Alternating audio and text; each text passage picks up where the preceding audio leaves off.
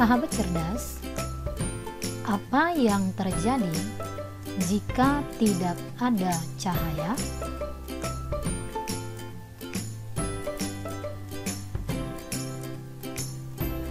Yuk kita cari tahu.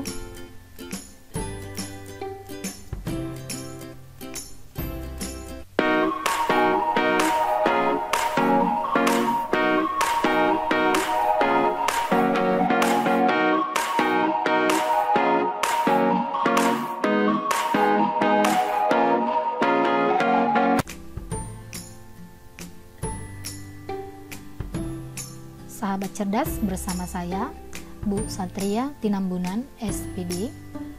Yuk kita belajar bersama-sama.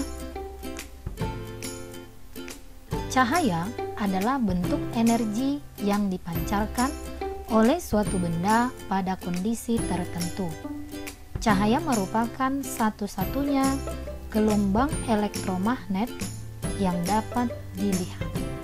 Seperti gelombang elektromagnet lainnya, cahaya merambat dengan kecepatan 300.000 km per sekon.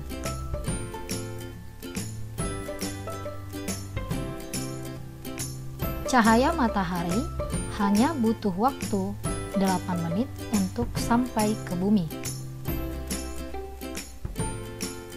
Di samping cahaya, gelombang elektromagnet yang lain adalah sinar X, sinar gamma, gelombang radio, dan sebagainya. Diagram di bawah ini menunjukkan berbagai jenis gelombang elektromagnet dengan masing-masing panjang gelombangnya.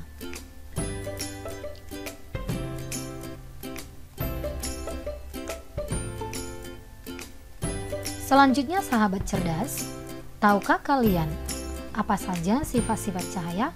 Yuk kita cari tahu.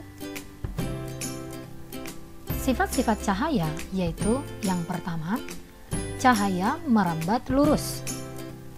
Pernahkah kalian menyalakan lampu atau lilin di tempat gelap?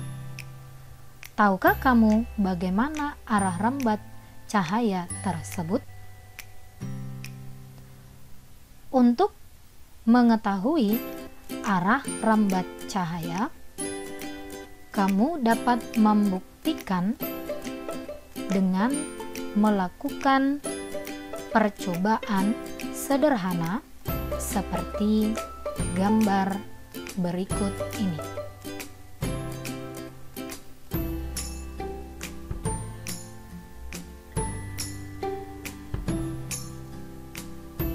Kesimpulan dari percobaan tersebut adalah pengamat dapat melihat cahaya lilin jika lubang kedua kertas sejajar dengan mata pengamat. Hal ini membuktikan bahwa arah rambat cahaya adalah lurus. Bukti lain bahwa arah rambat cahaya lurus adalah cahaya matahari sampai ke bumi menembus daun-daun pepohonan, dan cahaya matahari sampai ke ruangan melalui jendela atau ventilasi.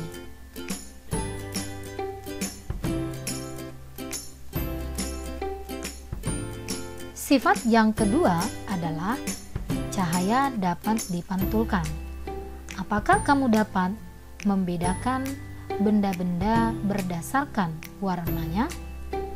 Apa yang menyebabkan demikian? Cahaya memiliki sifat dapat dipantulkan jika menumbuk suatu permukaan bidang. Pemantulan yang terjadi ada dua jenis, yaitu pemantulan teratur dan pemantulan baur.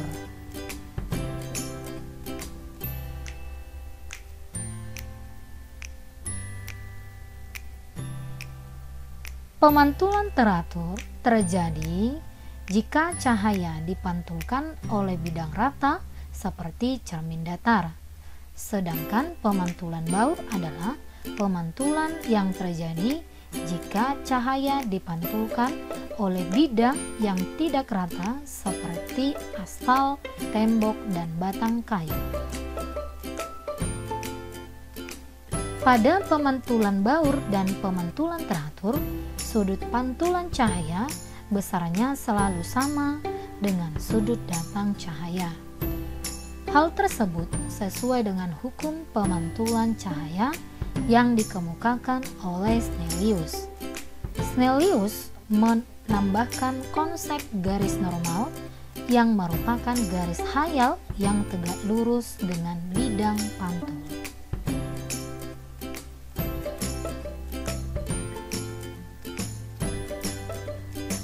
Snellius mengemukakan bahwa sinar datang, garis normal, dan sinar pantul terletak pada satu bidang datar. 2. Besar sudut datang sama dengan besar sudut pantul. Sahabat cerdas, sifat cahaya yang ketiga adalah cahaya dapat dibiaskan.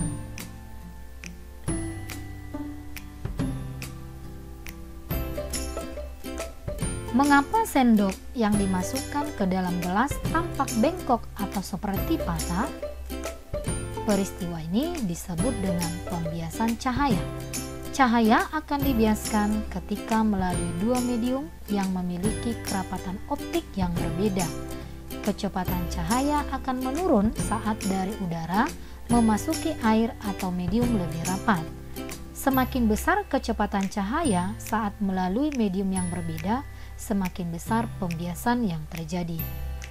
Nah, sahabat cerdas, tentu kalian sudah dapat menyebutkan contoh kejadian sehari-hari yang dapat dijelaskan dengan konsep pembiasan, bukan? Misalnya, dasar kolam tampak lebih dangkal dari sebenarnya, dan sebatang pensil yang dicelupkan ke dalam air tampak bengkok.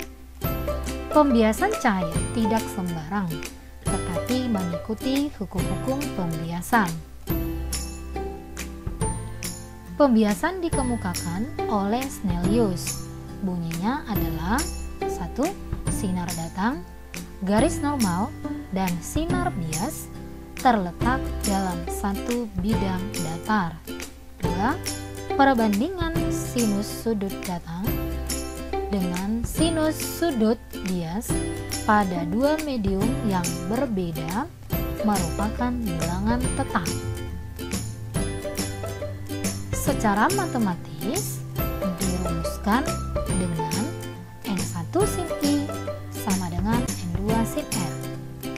N1 sama dengan indeks bias mutlak medium 1, N2 indeks bias mutlak medium 2, N21 indeks bias mutlak medium 2 terhadap medium 1, I sudut datang pada medium 1, R sudut bias pada medium 2.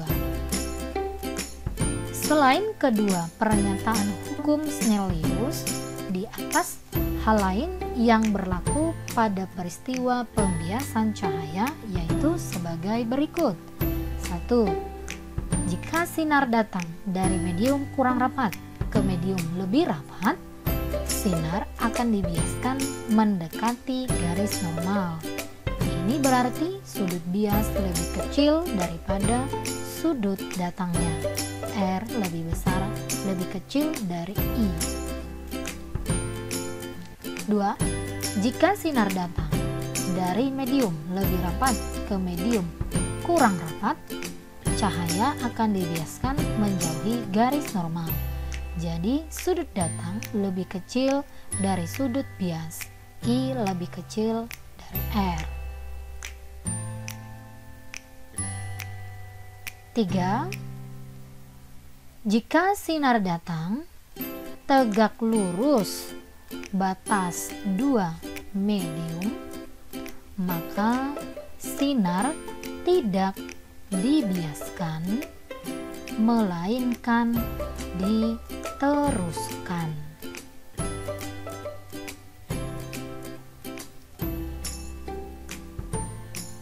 Bagaimana? Menarik bukan?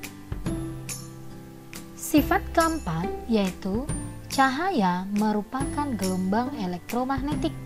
Cahaya dapat mentransfer energi dari satu tempat ke tempat lainnya tanpa menggunakan medium. Salah satu fenomena yang dapat membuktikan bahwa cahaya itu mampu mentransfer energi adalah saat lilin yang dinyalakan di sebuah ruang yang gelap dan kemudian lilin tersebut dapat menerangi ruang tersebut.